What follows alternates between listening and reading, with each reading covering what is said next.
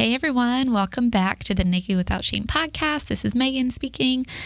We are excited to have you listen in or watch us discuss more about the concept of openness to life and the language of the body. This time we're going to be particularly focusing on IVF and what it means to come into existence. Stay tuned. Open your hearts, open up your hearts to Christ. Do not be afraid.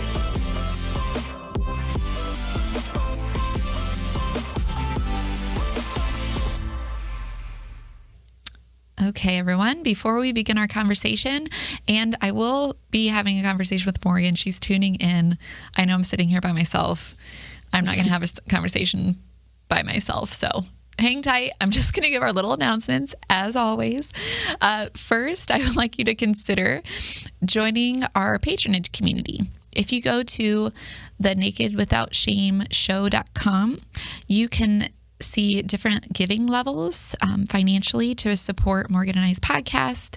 If you've been enjoying the content, we'd really appreciate you considering making a donation so we can continue doing what we're doing and sharing our thoughts about theology of the body and the truths that John Paul II wanted to share with the world. So if you go to that website, you can also see our videos and check out what we're doing with the podcast. And if you are interested in just being more involved in Awaken Catholic and want to see other videos or meet other Catholics or people in the Awaken community, you can download the Awaken app. There's other options like prayers, there's a shop, there's lots of different cool features on this app, and it's free. So if you go to the awakenapp.io, you can get that for yourself. Okay. Hey, Morgan. Hello. How you doing? Good? Good. How are you? I'm good. Good. Yes. She's from afar again, as I said, but From afar, unfortunately, but hey, we're going to do our best. So yep. yeah. Okay. Well, we are going to, as I said before, discuss in vitro fertilization, openness to life, and kind of more the philosophical question of, does it matter how we come into existence? Yes. Right. So because of technology, we have these means that allow human life to be created outside of the womb. And so we just want to talk about that I guess notion, that possibility, and then what it means for, I guess, our human experience. Does it really matter how we're born or how we come into existence? So that's going to be our conversation.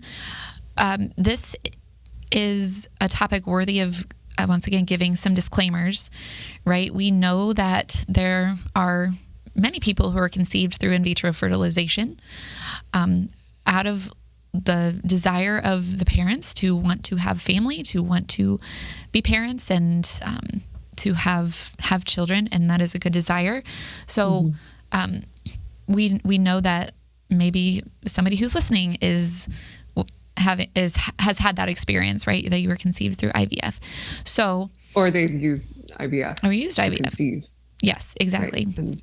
Yep. So we are just going to offer a perspective. We're going to propose some thoughts, and hopefully along the way we'll kind of get more to I don't know what I want to say. Well, we want to share our thoughts about it, but I guess the point is, I'll just say it now, right? Like, we do not believe that no matter how, life is life and life is good, right? So that's the point. No matter how you've been conceived, how you were born, it's good that you exist. I guess that's so always the message.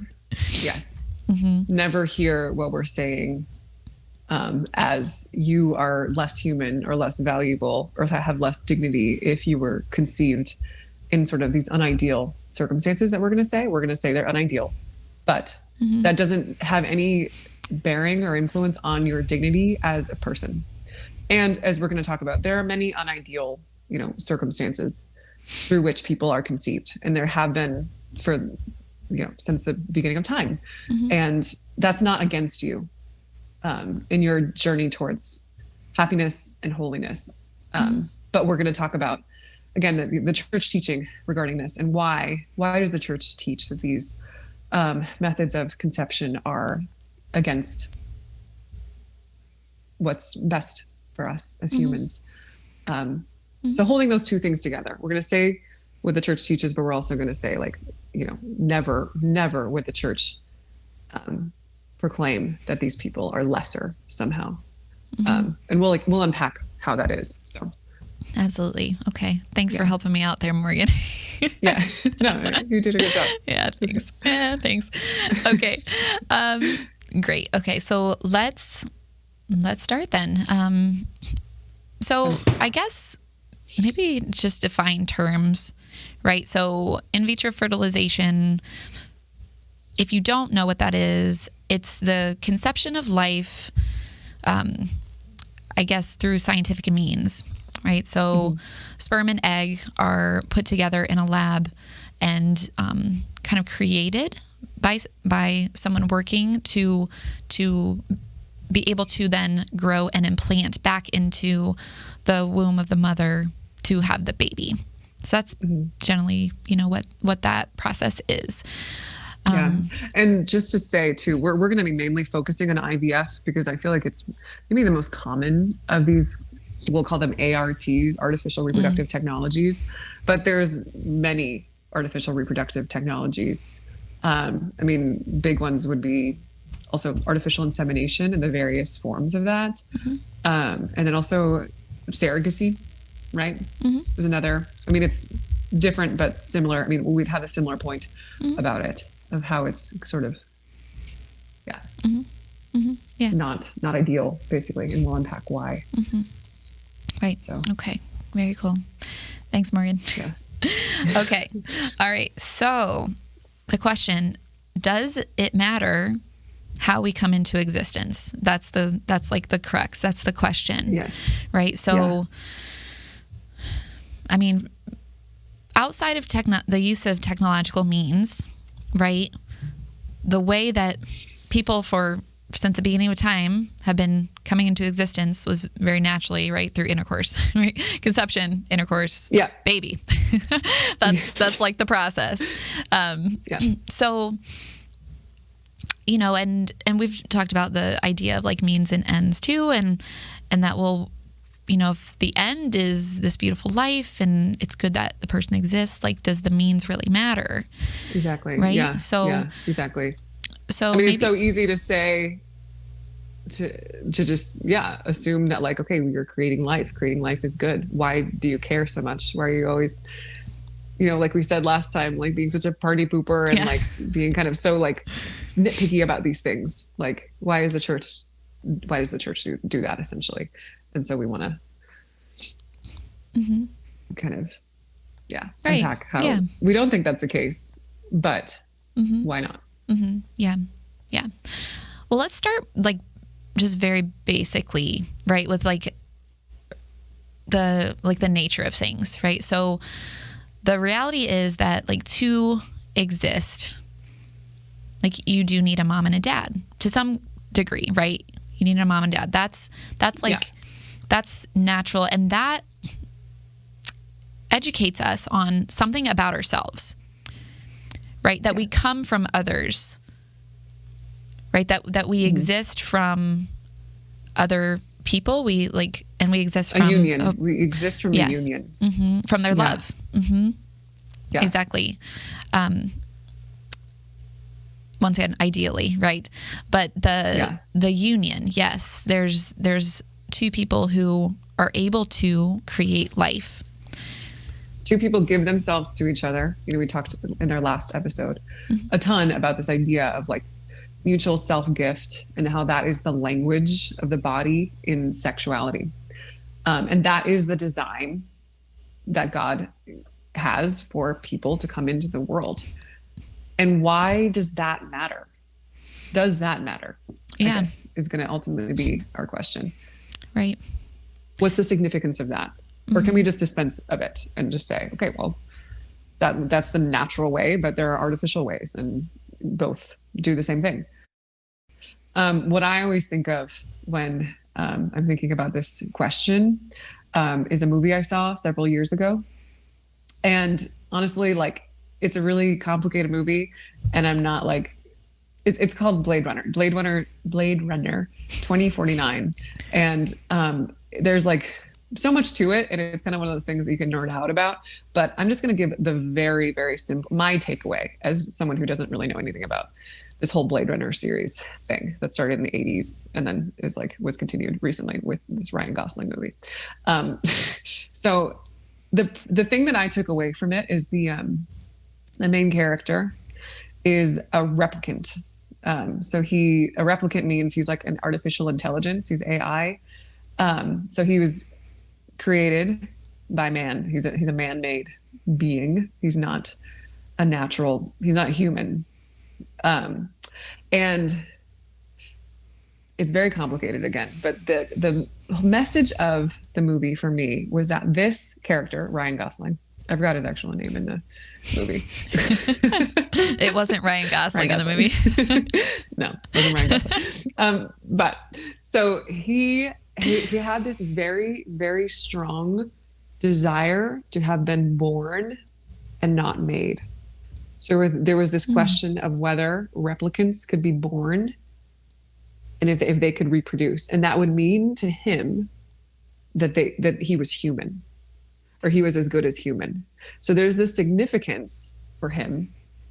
And it doesn't really explain why. It's this very sort of intuitive thing for him of like, if I was born and not made, that means something to my humanity. It means something to the kind of being that I am.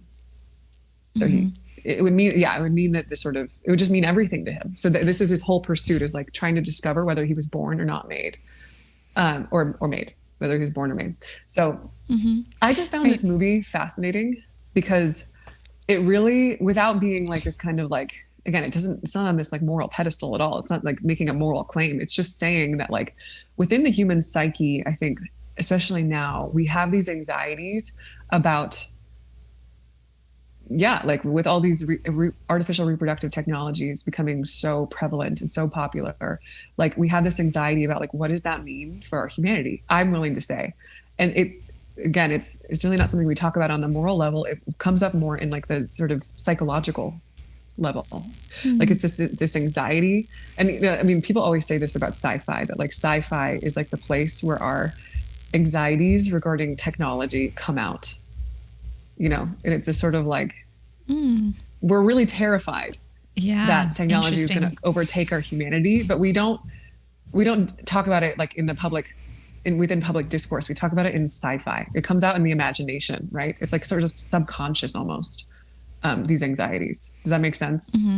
So I think that's where we really see like the truth of it. Like this is really like a very deep, it wells up within the human mind, in the human heart, really. This question of like, what does it mean to be born, not made? Yeah. And even like, what does it mean, once again, to be human? But like, where do I come from? I think there's and what is technology doing to my humanity? I guess that's the big question of like, okay, so we have these technologies and it's all so good, whatever, like life is easier now. We're able to do so much more. Right. But what does it mean for my humanity? Will it influence my humanity somehow? And after you shared that example, like, I think it does, right? And that's what I think we want to get to the heart of in this talk, right? So what is that? What is that kind of unrest, right? Of wanting to know these origin questions, really, and like have them settled. Like where do I come from? Like, why do I exist? Like, I didn't exist, and then all of a sudden I existed. Right. Yeah. So I kind of like, as you were talking, made me think about like the notion of home too, like the desire to have home and like a place, like a place to rest, a place of knowing where you belong, as well as from something, to be from somewhere. Yes. To know like how you came into being. And I think that every human person can experience this like question in the heart, right? Because in a way, like it's planted by God to know where we came from, but then also where we're going. Yeah. And it points to our ultimate, like we're ultimately from God, but that the way that is sort of communicated to us, that being from God, like through the physical world. So like God is spirit, right? Like he can't communicate himself except through the physical. I mean, that's sort of like the very like radical Christian claim, is that like God speaks through the physical world. And so like ultimately, so what I'm trying to say is ultimately we're from God. We know that, for Christians, we know that. But like the specific way in which that's manifested physically. So like we talked about in our last episode about like the spouses, the husband and wife are co-creators with God. And like that, what we're trying to say, I think what we're going to try to unpack in this episode is that means something, that we're from this exchange of spouses and this exchange of love that has something to say about who we are. It's not arbitrary. Right. Precisely because, as you said, like, I think this is a really important point, that God communicates through the physical. Yes. Right?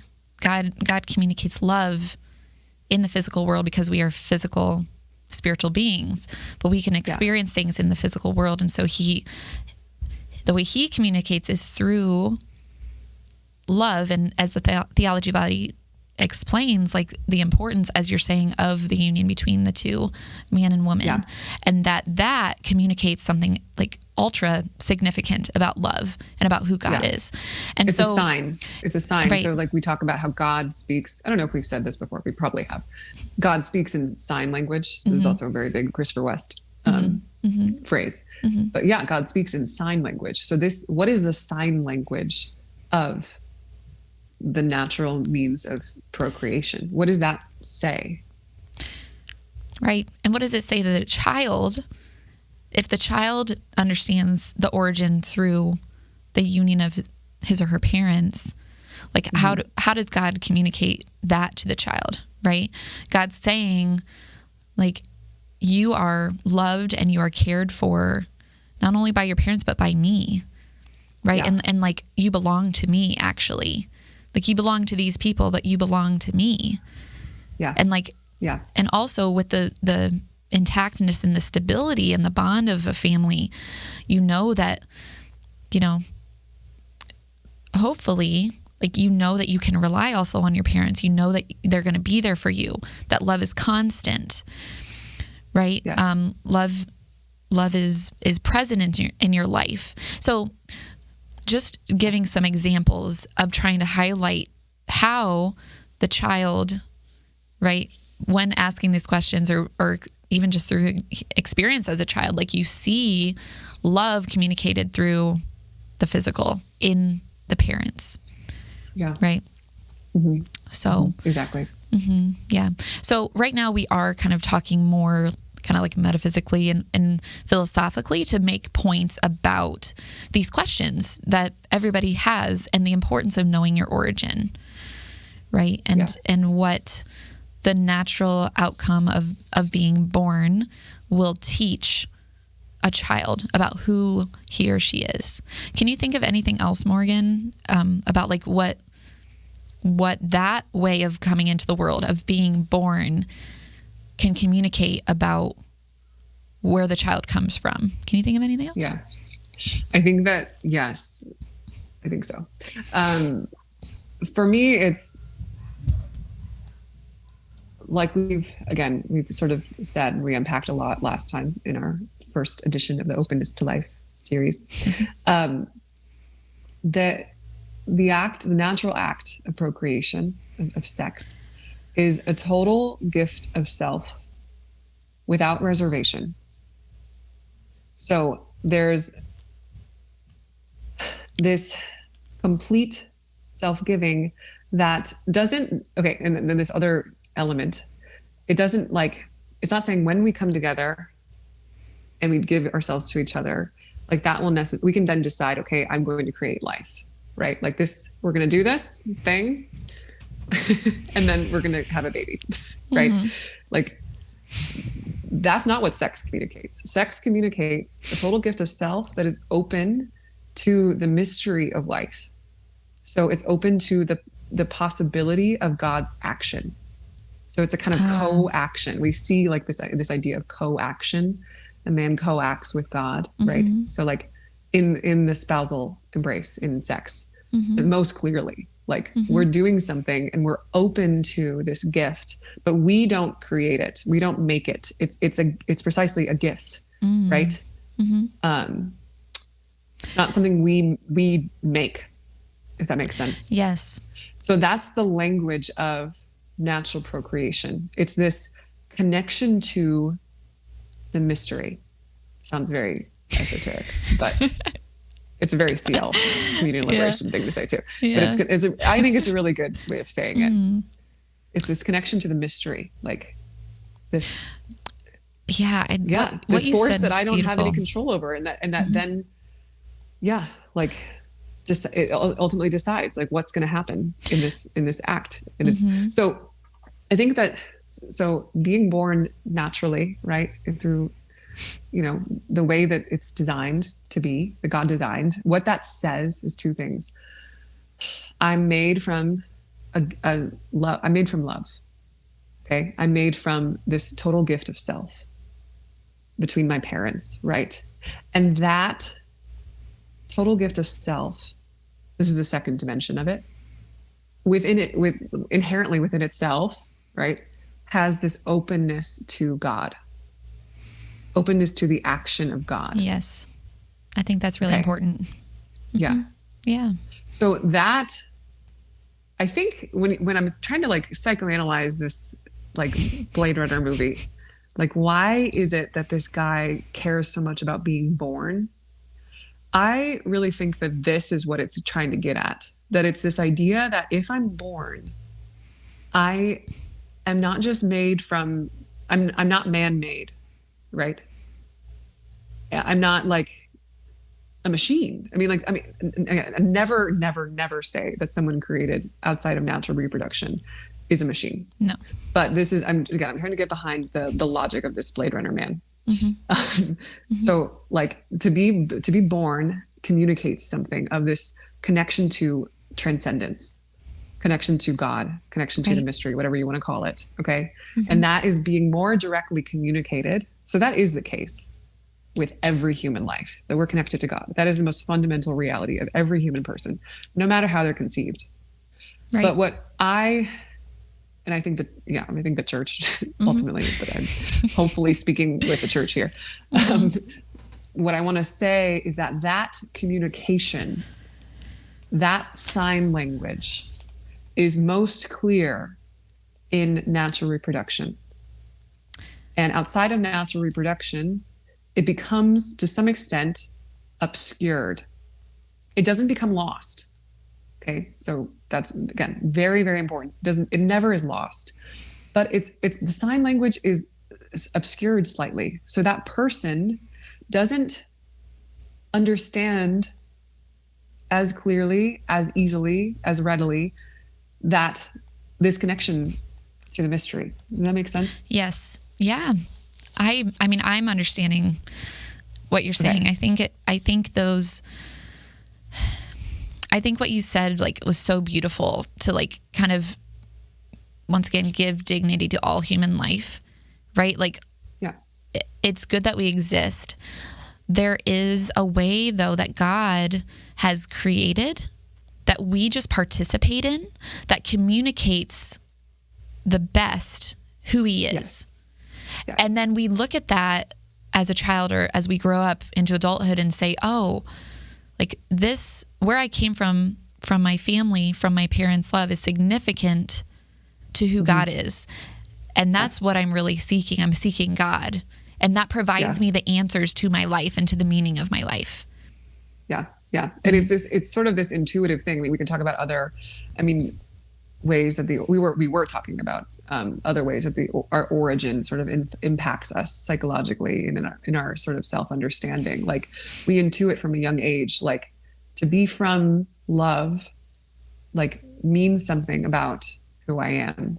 So I see my parents and I see their love. I see their generosity. I see their total self-giving, in all these facets of their lives. And like this gives me a security in who I am as a human, that I am made from this love. My roots are in this love. This is incredibly, it sounds so like foo-fooey and like in the clouds, but this, I mean, you study psychology, this is incredibly important for the development of the human psyche.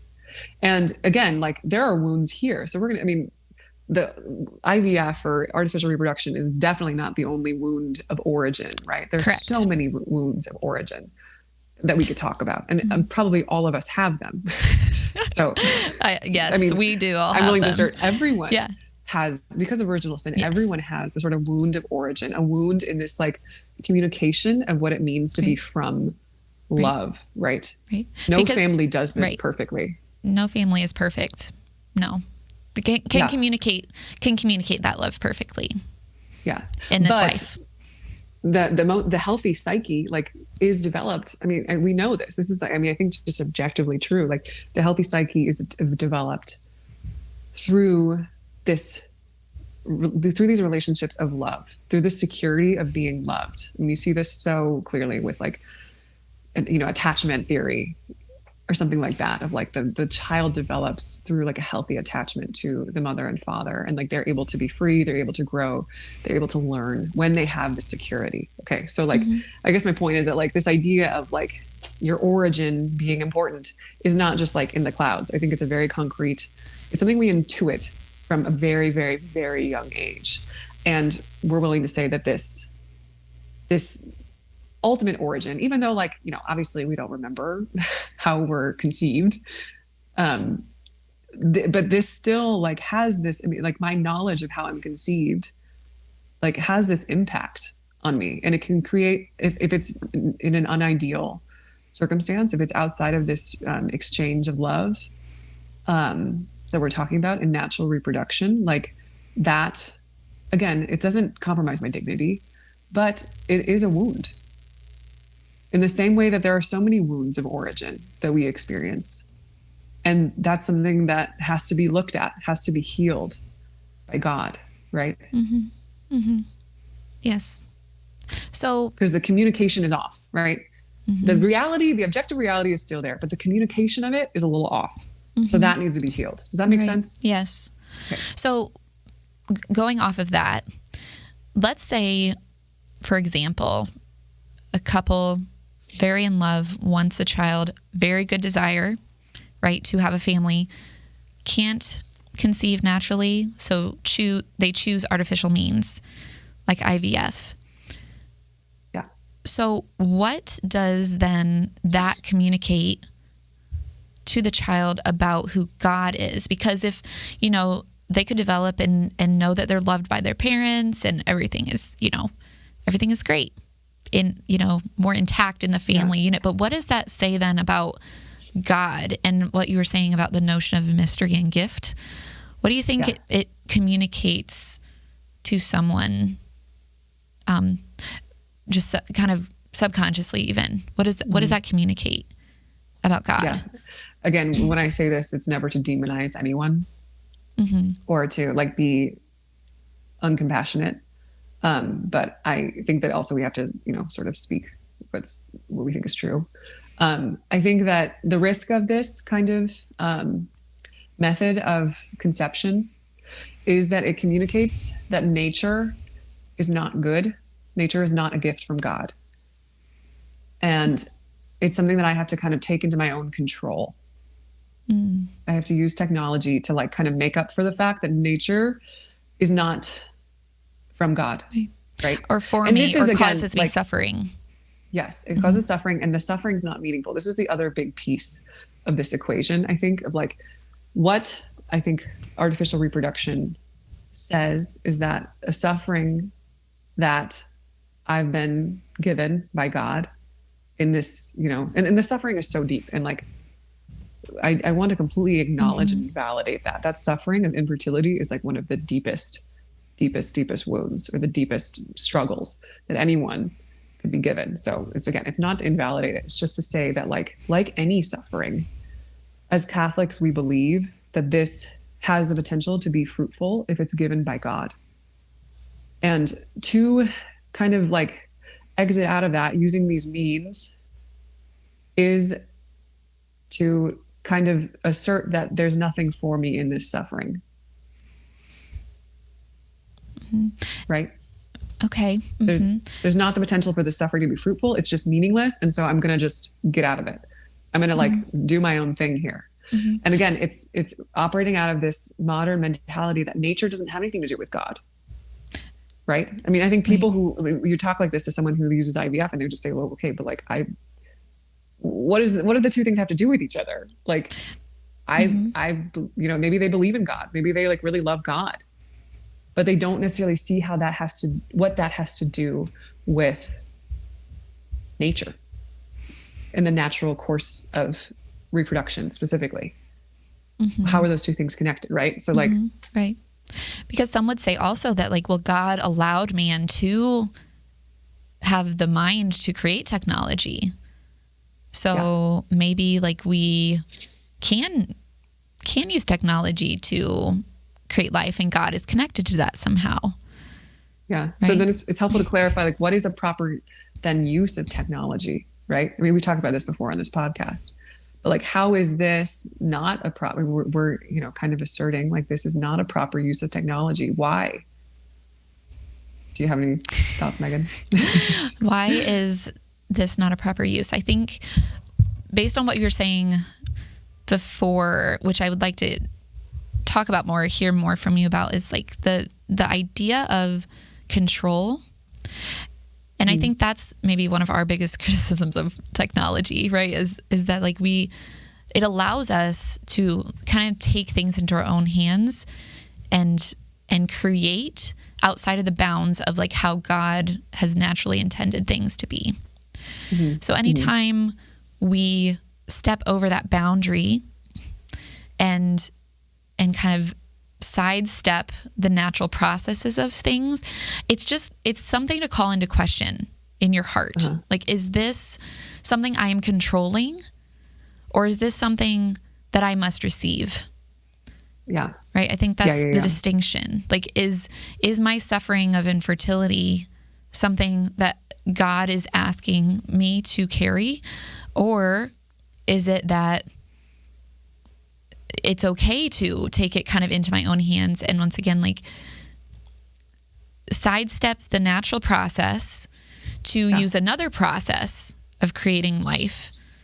Mm-hmm. And is that okay? So I think, it's a question that I want our listeners to think about, to really think about, because we're just planting seeds here, right? Or we're just like kind of offering some thoughts. But I think what we would say though is that, yes, like when you sidestep that natural process, as hard as that might be, there is an element of control that once again takes away this mystery and transcendence and gift that is communicated through this, like the language of the body in natural conception. Right. So, and so we're not saying like there are kind of certain technologies. I don't know if you really call them technologies in the proper sense, but there are ways that we could naturally aid someone who's experiencing infertility. So like NAPRO technology, natural procreative technology, is like a huge, I mean, I think oftentimes, like, I actually don't know the statistics, but I think in a lot of ways, I've heard people say it's just as successful as IVF because it heals the body. Its goal is to heal the body and aid in the natural course of reproduction, right? Whereas IVF, like you're saying, sidesteps that, doesn't see that as important or significant. And then maybe it works or maybe it doesn't. For a lot of people, it doesn't work. So I see. Because it's not healing the body. Its focus is not to heal the body. So I think really when we're talking about this difference between like a technological in a bad way. I see. Yeah. I see your point. Means of creation of life versus a natural one. With the technological one, it's falsifying the nature of something, as opposed to aiding the nature. So like a good technology would be aiding the nature, because we're honoring that the nature has meaning. Whereas with the other one, we're getting rid of the nature, saying, okay, we don't care about the nature. We're just going to do this. Okay. Mm-hmm. And like you're saying, sidestepping that natural process. Mm-hmm. So you see, I mean, is that clear? Yeah. Like I like the distinction between aiding the process and sidestepping, or, kind of dismissing. Canceling out or dismissing. Falsification of it. Right. Yeah. Okay. So I guess in terms of like going back to like kind of the psychological, philosophical kind of origin question, I think like to summarize, I think the points that I've taken away from this conversation are the importance of like, once again, transcendence, mystery, and gift that God communicates best through like the natural means of conception. Yeah. And somehow that will psychologically be helpful for child development or for the development of the person, as we're saying, right? Once again, not that you can't belong to a really loving, good family if you're conceived from IVF and be perfectly fine. It's like a deeper question of like our meaning. I think we're trying to like advocate for, right? Yes, exactly. So exactly. Yeah. And one communicates better than the other. And it was a design, we're talking about like, this is something that was designed by God and that has meaning, and we're saying we should reverence and honor that. So, yeah. Well, maybe we can talk a little bit about the notion of gift here before we kind of close out. Is that okay? Okay. So like in both natural conception and IVF, once again, like the quality of gift of the human person is totally intact, right? Like we are all gifts. Like we say it a lot. We're gifts to one another. Yeah. We're a gift. We're created as a gift. You don't have to do anything to be a gift. Actually, like we execute love by the gift of self, but in our existence, we are gifts.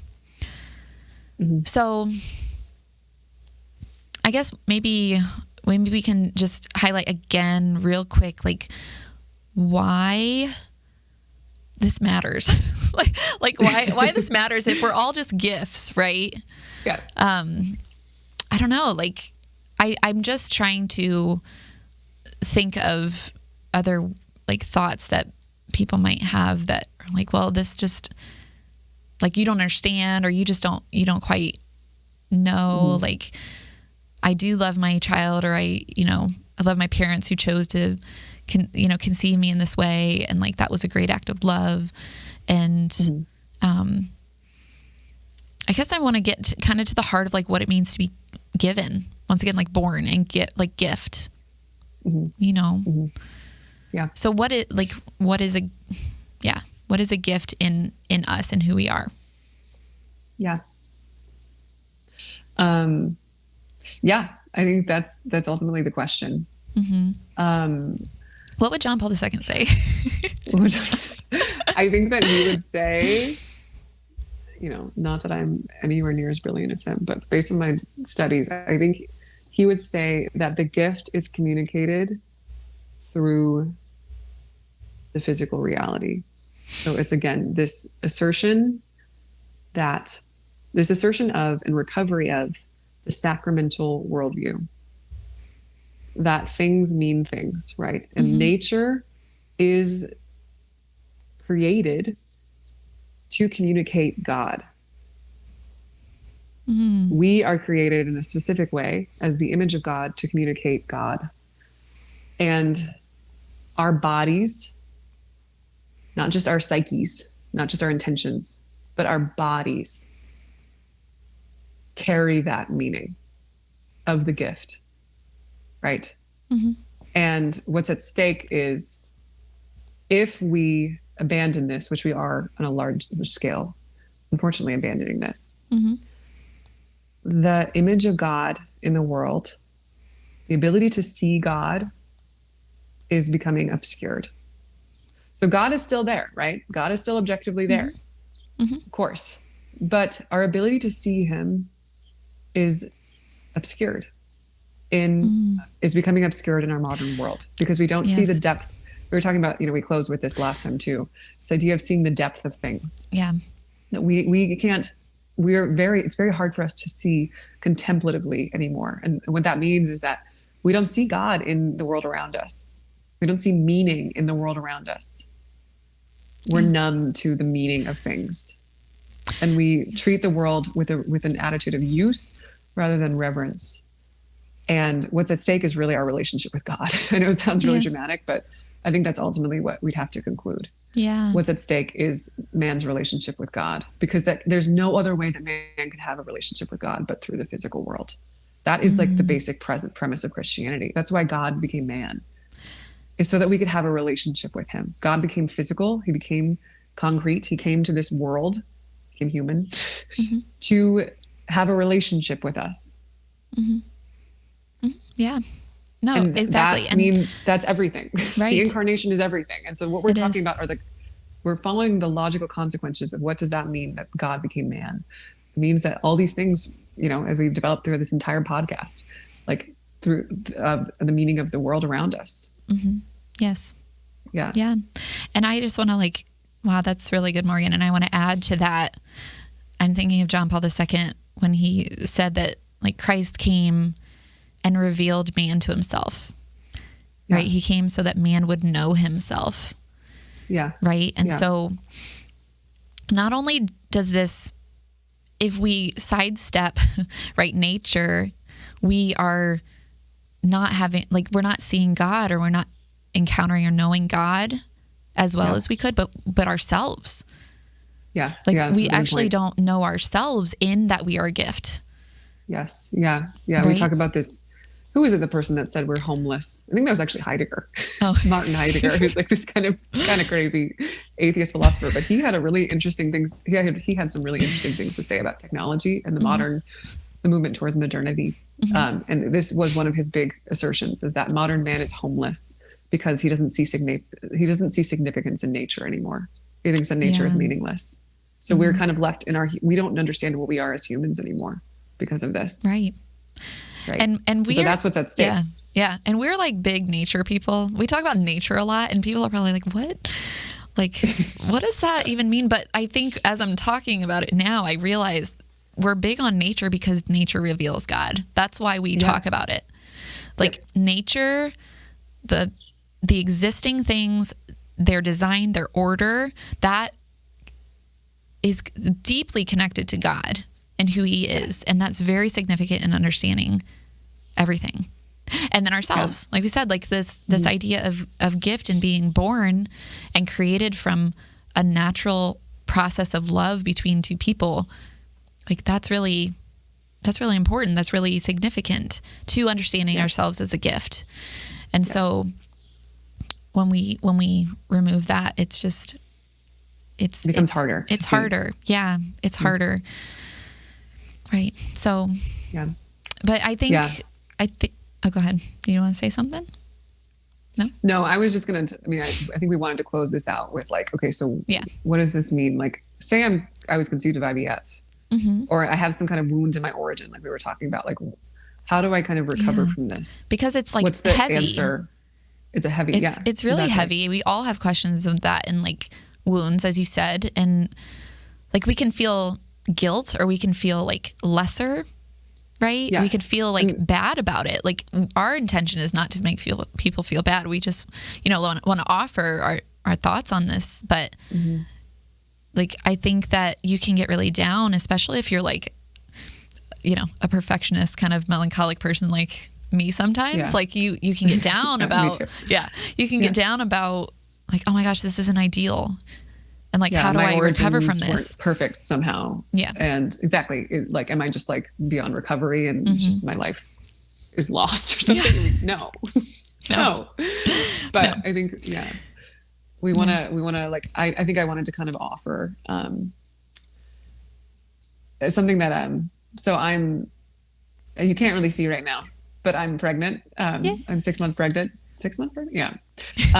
And I was talking to one of the priests that married my husband and I this past year.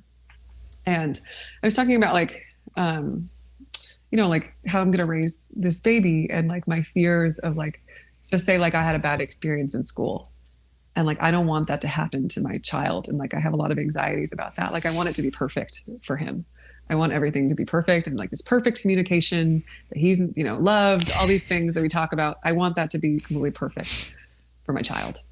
And like, it terrifies me that like he could, go to school or something and like not have that, whatever, that communication or the fact that he's loved, like messed up somehow. And like, how do I deal with that? Like, I just want, my idea is just like, I want to protect him, like maybe not even send him to school, just like keep under my wing. Mm-hmm. I was telling this priest this, and he was saying like, he basically just said like, Morgan, like, those ways that like, you felt that your origin or your circumstances in childhood or whatever, in school or whatever, didn't kind of were against you, like kind of messed you up, so to speak.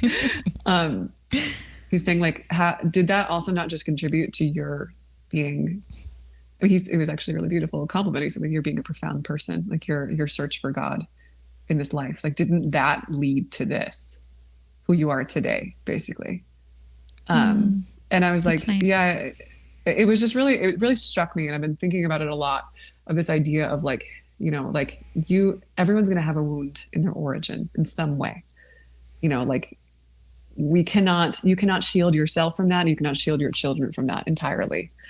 But God, the beautiful thing about Christianity is that God uses those wounds to create an openness in your heart for him.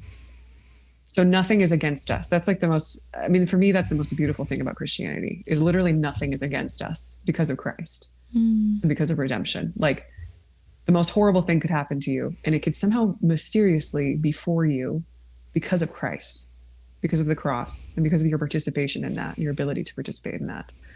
And so I would just offer that to anyone who like is maybe triggered by what we're saying. Like that's not our intention. We're not trying to tell you that you're, again, lesser or like your humanity is like just screwed up permanently. Like, no, that's not the case. In fact, like I've heard before, and I really believe that like in these wounds, like God loves us more. God is actually more present to those of us who have been wounded in our origin than he is to other people. Cause I mean, that's how God's mercy and his love works, is it kind of, I forgot who said this, but I think it's so beautiful. Like it's like water, like hitting the ground, like goes to the lowest place first. Right. Mm-hmm. So it's that way with people who suffer, right? God's love goes to the lowest place first. The place of the most suffering. So I would just offer that, like, this doesn't mean anything for your relationship with God or your holiness. In fact, it could be an advantage. Who knows? Right. So, well, thanks for sharing that. That's really beautiful. I like that story. Yeah. Aw. Yeah. And congratulations on the baby. Oh, thanks. Super excited. Now everybody will know. Yeah. And you pray for you. Announcement. Yeah. Please pray for us. Yeah. So awesome. Okay. Well, we'll wrap up there. Thank you, Morgan. That was a lot of fun. Yeah. Thanks, Megan. Yes. All right. Thank you, everybody, for listening in and watching us. We appreciate your support and just being open to hearing what we have to say. So we hope to see you next time, and God bless you all. Bye.